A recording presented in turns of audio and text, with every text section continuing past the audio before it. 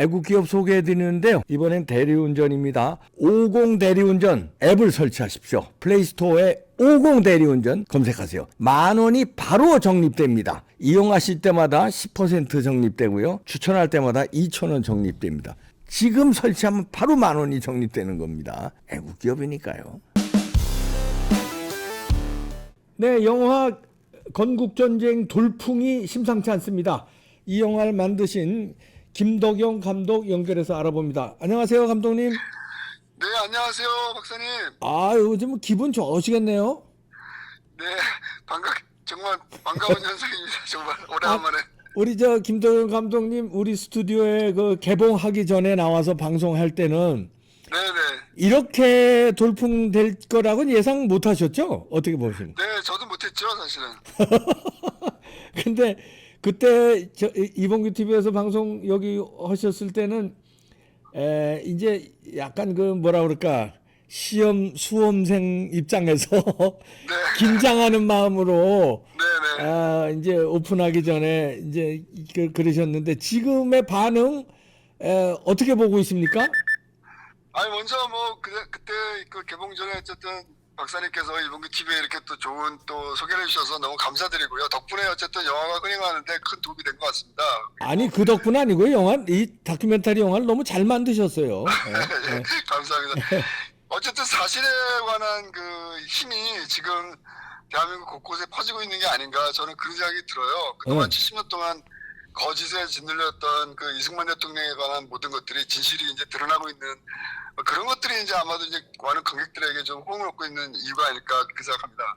네. 근데 이제 줄줄이 그 정치가에서도 한동훈 위원장도 이제 영화를 봤지만 네, 어제 봤어요. 그동안에 야당 주로 이 좌파들이 영화 정치를 했는데 이제 우파도 이 신바람이 나서 줄줄이 인증샷 난리 났습니다. 저도 막 인증샷 올리고 이랬지만. 감사합니다. 네. 아니, 사실은 오늘도 제가 그런 질문을 많이 받았어요. 네. 정치인들이 참여하는 것에 어떻게 생각하냐 그렇게 질문을 하는데 네. 아니, 솔직히 영화 가지고 장사한 쪽은 민주당이죠, 사실은. 거기가 뭐 그렇죠. 예. 그럼요, 계속해서 영화 가지고 선거 때마다 했던 것이고요. 예. 어쩌면 이제 우파 쪽에서 또 국민의힘을 지지하는 쪽에서 처음 이제 선거 기간에 나온 영화가 이렇게 돌풍을 일으키고 있는 것이 아닌가. 예. 저는 그런 생각이 좀 들어요. 지금 이 돌풍이 심상치 않은 게 가수 나얼이라고 있어요.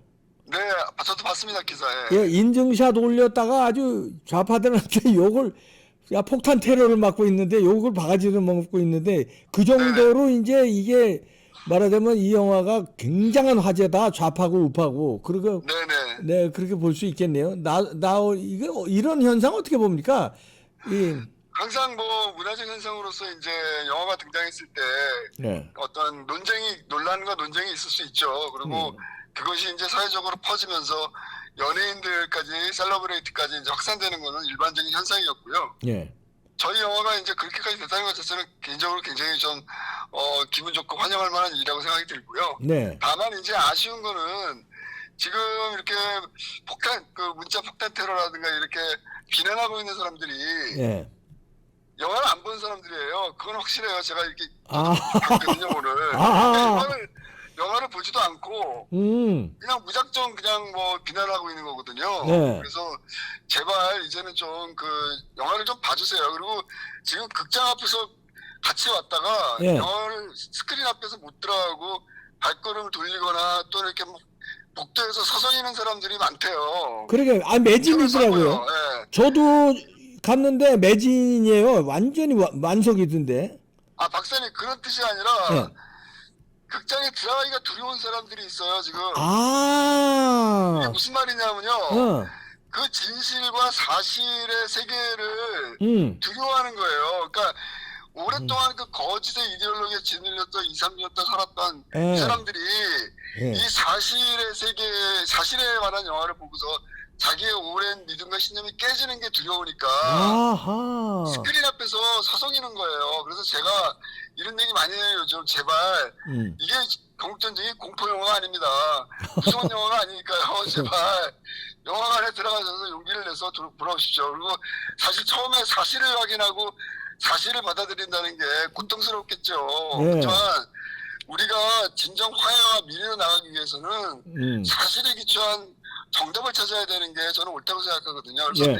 이것은 70년 동안 거짓에 의해 짓눌렀던 이승만 대통령의 모든 진실이 담겨 있기 때문에 네. 용기를 내서 극장에 가서 그 사실을 확인하신다면 아마 훨씬 더 행복한 미래가 보장될 거라고 저는 생각합니다. 아, 그러네요. 이걸 봐야 하나 말아야 하나 화제는 그런 사람들이 많아요 지금. 화제는 됐다고 하는데 궁금하긴 한데 재미있다고 해서 보고 싶긴 한데 이걸 보자니 두렵고 또 누가 그렇죠. 봤다고 하면 좌파들이 또 욕 처먹을까 봐 그렇죠. 겁도 나고 여러 가지로. 그렇죠. 가족들이 같이 갔다가 못 들어가고 뭐 이런 사람들이 있다고 지금 계속 얘기가 와요. 저도 그때 볼 때 상영관을 제가 이제 아무래도 정치평론가니까 유심히 그 관객들의 반응을 봤어요. 그랬더니 네. 가족들이 온 사람들이 많더라고요. 네, 맞아요. 자식들, 손자들 데리고 오신 분들. 네. 세대를 뛰어넘어서 지금 온 사람들이 많고요. 그러게요. 지금 이제 재미난 현상 중에 하나가 네. 요즘 SNS에서 저희 영화 때문에 이제 태그 걸려갖고 퍼지는 내용 중에 하나가 뭐냐면은 네. 우리 남편이 바뀌었어요. 우리 아내가 바뀌었어요. 우리 딸이 바뀌었어요. 이런 얘기 지금 굉장히 많이 나와요. 예. 영화를 처음에 같이 보러 갔다가 아무 생각 없이 보러 갔다가 깜짝 놀라는 거예요. 대한민국의 역사의 가장 중요한 부분을 그동안 잘못 배우고 있었다. 예. 거짓으로 우리가 잘못 알고 있었다라는 걸 깨닫고 생각을 바꾸는 분들이 굉장히 많습니다. 그렇죠. 예. 이게 다큐멘터리 영화니까 이게 이제 좌파들은 다큐멘터리 영화도 말이 다큐멘터리지 살짝씩 왜곡하면서 요상하게 분위기를 몰아가는 그 편집을 하거든요. 근데 이 건국전쟁은 솔직히 저도 봤지만 제가 대답하면은 뭐 하니까 우리 만드신 입장에서 0.001%에서 거짓이라든가 가짜가 왜곡된 게 있습니까 없습니까? 없죠, 당연히. 없죠. 저도 없다고 보는데. 제가 이 객관적 자료를 찾기 위해서 사실은 3년 단이라는 시간 동안 이 자료 발굴에 나섰고요, 사실은. 그 네. 결과로 이제 얻어진 것들이 이번에 관객 여러분들이 보시는 거고요. 네. 사실은 제가 다큐멘터리만 30년 지금 하고 있어요. 네. 다큐멘터리는 사실과의 싸움이고 자료와의 싸움입니다. 그렇죠. 예. 그렇기 때문에 그것이 제대로 충족되지 않은 것을 다른 관객들에게 보여드릴 수는 없는 겁니다, 사실은. 네. 그래서 저는 이번 영화도 마찬가지로 최대한 객관적 자료, 증거 자료를 중심으로 해서 영화를 구성했다는 점은 꼭 말씀드리고 싶어요. 네, 그렇죠. 예고편 좀 띄워주세요. 아니, 미국에서도 상영한다면서요? 2월 16일 날 저희 네. 영화가 LA에 있는 그 CGV 그 LA가 있어요. 두 곳이 있는데 네. 그곳에서 정식으로 이제 개봉을 합니다. 한국처럼. 언제 미국 시장 미국에서 진출이죠. 미국 시장 진출. 거창하게 말하면. 미국에 네. 언제 나가게 되는 거예요? 언제부터 볼 수 있는 거예요? 미국 시민들. 2월 16일이요. 2월 16일부터 얼마 안 남았습니다. 사실. 그러니까 네. LA의 두 국장에서 보는 거예요? 네네. 이제 LA만 우리 교민이 있는 게 아닌데 어디 딴 데도 또 가셔야지. 일단 CGV가 체인이 LA밖에 지금 없어서 일단 공식적으로는 LA만 선택을 했고요, 저희들이. 네. 그 다음에 이제 자발적으로 교민사회들이 지금 움직이면서 이 영화를 꼭 보고 싶다. 그래서 뭐 극장을 대관한다던가 네. 또 관객들을 이렇게 모집한다던가 이런 움직임들이 지금 굉장히 많이 있어요. 그래서 저희들이 한 7개 권역으로 지금 나누고 있어요. 네. 미국을. 그래서 서부 쪽, 캘리포니아 쪽, 그 다음에 시애틀, 그 다음에 휴스턴, 애틀란타, 그다음에 이제 동부, 뭐 뉴욕, 뉴저지, 워싱턴 DC 이런 식으로 해갖고요. 그래서 아마도 그곳에서도 곧 이제 저희들이 뭐 찾아뵙게 될 것 같아요. 근데 일단은 1차적으로는 극장이 좀 막을 내려야 돼요. 네. 지금 상영관이 꽤 많이 늘어났죠? 지금 오늘도 제가 갑자기 극장 측으로부터 곳곳에서 지금 영화 파일을 달라고 이게 영화 파일이 가야지 영화를 틀 수 있으니까요. 그렇죠. 예. 그게 뭐 지금 한 20여 개 되니까 뭐 어저께까지 637개인가 그랬으니까 한 57개 정도 되지 않나 싶어요. 정확한 숫자는 제가 지금 정확한 파악을 못하고 있는데 사실 굉장히 많아지고 있습니다. 점점. 네. 이제 예를 들어서 블랙버스터 영화 같은 경우 네네. 몇 개 상영하는 게 맥시멈입니까? 보통 한 2,000개는 하지 않나요? 아, 2,000개. 제가 이 부분은 정확한 숫자는 좀 잘 기억이 안 나네요. 예, 그럼 1,500개에서 한 2,000개 정도. 그러면 이제 아직도 많이 말하자면 공간이 남아 있다는 얘기인데 1,000개는 넘겨야 되지 않겠습니까? 이 추세를 보면. 아유, 그렇게 되면 좋죠, 저희들은. 예. 지금- 지금 어떤 모든 것들은 이제 시장의 논리에 의해서 결정되는 것이니까요. 예. 관객들이 지금서부터 계속 또 많이 찾아주고 그렇다면은 그만큼 또 극장도 많이 늘어날 거라고 기대하고 있습니다. 지금 깜짝 놀랄 만한 게 누적 관객 수가 3위고 32만 명인데 그것도 중요하지만 실관람객 평점이 9.8이에요. 아, 그렇게 높아요? 이게 엄청난 네. 이게 엄청난 저 평점이 나왔더라고요. 그게 사실은 이제 어? 예를 들어서 그 영화에 동의하지 않는 사람이 0점을 주면 네. 사실은 평균값은 막 굉장히 떨어지거든요. 그러게 근데 9.8이라는 거, 야 이거 엄청난 거 아닙니까? 저도 놀라운데요. 저도 지금 9.8 정도 되는지는 몰랐어요. 지금. 아니 이게 박사님 이거 알려주셔서. 제 감독이 이런 걸 모르면 어떡합니까? 아, 제가 지금 계속 지금 인터뷰다 뭐 아. 이렇게 인사 다니고 그러냐고 사실은 아. 차분히 앉아서 이렇게 뭐 뭘 볼 수 있는 시간이 없습니다. 지금 아. 계속 돌아다니고 있거든요. 그래서 예. 박사님 지금 처음 알려주신 거네요. 아 그래요. 9.8이에요. 굉장히 높은 겁니다. 엄청난 거예요. 9.8이라는 거는. 예. 많은 분들이 지금 이제 공감해 주시고 있다는 뜻이기도 합니다. 네. 그리고 남녀 비율도 거의 같아요. 여성분이 오히려 조금 더 많이 받네요. 52% 대 남성 48%로. 저는 이거는 굉장히 바람직한 현상이라고 봐요. 그렇죠. 사실 그동안 네. 약간 남성 중심으로 가거나 여성 중심으로 가거나 이제 영화에 따라서 좀 달라졌는데 예. 이게 골고루 저도 그건 확인했어요. 골고루 균형 있게 지금 올라가더라고요. 보니까 예. 이거는 뭐 말 그대로 남녀노소 할 것 없이 대한민국 모든 국민들이 지금 보고 있다는 뜻이거든요. 그렇죠. 그런 측면에서는 의미가 좀 있죠. 그러니까 이런 데이터가 사실 말해주는 거거든요. 이건 뭐 예, 맞습니다. 이런 데이터는요, 여론조사 뭐 묘집단 이게 아니라 그냥 실제 데이터입니다. 실제 간 분, 네, 맞습니다. 표를 산 사람, 그 다음에 실제 평점을 매긴 거, 이건 실 데이터이기 때문에, 네네. 아, 이건 엄청난 의미가 있다, 이렇게 보는 거고요. 아, 박사님도 그렇게 말씀해 주시니까 너무 기쁘네요. 그럼요. 건국전쟁의 또 특이한 점이 감독이, 물론 대본도 자기가 썼고, 연출도 했지만, 편집도 했지만, 나레이션을 직접 했더라고요. 네네. 보통 이제 나레이션은 뭐 성우라든가 아니면 뭐 유명 배우라든가 이런 데 맡기는데, 직접 하게 된 뭐 배경이 있습니까? 사실은 2020년도에 극장에서 보면 김일성이 아이를 때부터 제가 나레이션을 제가 쓰기 시작했어요. 제가 쓰고 제가 직접 녹음하기 시작했는데요. 예. 그때는 사실은 돈이 없어서 그랬어요. 돈이 없어서. 그렇지. 출연료를 줘야 되니까. 아니 그게 또 돈이 많이 들어가요 생각보다. 아유. 유명한 성우 쓰면 알아요. 예. 이게 몇백만 원 들어가고 이게 또 이게 짧은 방송물이 아니라 이게 예. 1시간이 넘고 지금 이거 같은 경우에는 100분이면 1시간 40분짜리이기 때문에 알아요. 예. 아우 이게 성우 시장 가격이 그리고 아무나 쓸 수 없지 않습니까? 아, 그렇죠. 그렇게 따지면은 사실은 이게 전체 재색비에서 적지 않은 비용을 차지하는데 그때 김일성이 할 때 그 듣고 많은 분들이 감독이 나레이션 하니까 좋아 막 이렇게 말씀하시더라고요. 그래서 제가 이번에도 용기를 내서 좀 했습니다. 그리고 이게 현장감이 좀 있는 장점은 있어요, 확실히. 그러네. 이제 왜냐면 만든 사람이 나레이션을 하니까 그 내용을 너무 잘하니까 그렇죠. 말하자면 감정이입도 좀 되고 단순하게 대본 읽는 게 아니니까. 그렇죠. 그 약간의 보이스의 어떤 톤이라든가 이런 것도 왜 그냥 남이 준 대본을 읽는 거하고 다르지. 제가 직접 그걸 현장을 다니면서 느꼈던 거를 나레이션 하는 거는 같은 거는 사실 아닐 수밖에 없거든요, 사실. 그 영화에서 보면 이제 그 이승만 대통령의 그 일생을 추적하다 보니까 직접 뭐 하와이도 가시고 워싱턴도 가시고 뭐 이 여러 군데를 가셨더라고요. 네네. 직접 가신 거죠? 그러면 제가 다 다녔죠, 현장들은.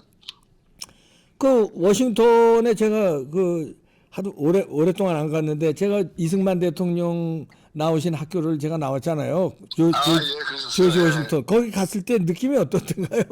제 개인적인 질문합니다. 개인적인 질문. 제가 뭐라 그러니까 오래전에 대한민국의 석학이자 또 그 어떤 청운의 품을 꿈고 그곳에 왔던 한 청년이 사실상 떠올랐어요. 그러니까 그때만 하더라도 뭐 나라가 제대로 있었습니까? 뭐가 있었습니까? 그렇죠. 돈이 있었습니까? 그러니까 참 어려운 상황 속에서 거기를 가셨겠구나 이런 생각이 좀 들었는데 어쨌든 뭐 저는 이제 자세한 내용은 잘 모르니까 그 네. 현장 곳곳에서 이승만의 행적이 이제 어쨌든 그것을 다니셨을 테니까요. 네. 뭐 그런 것들을 상상하면서 좀 다녔죠. 그리고 말씀하셨기 때문에 그 프린스턴 대학교는 이제 이승만 대통령이 박사 네. 저기 학위를 받으신 곳이고 또 그 우드로 윌슨하고 아주 깊은 관계가 있는 곳이었는데 네. 제가 이번에 가서 찾았는데 그 네. 프린스턴에서 1965년 이승만 대통령이 돌아가셨을 때 7월 19일, 65년 7월 19일에 이승만 대통령이 돌아가셨을 때 네. 프린스턴에서 아주 굉장히 크게 부고를 냈어요. 신문을. 아. 기사를 냈는데 거기에 뭐라고 적혀 있냐면 코리안 타이거가 90세를 이후로 세상을 떠났다. 이렇게 나와요. 아하.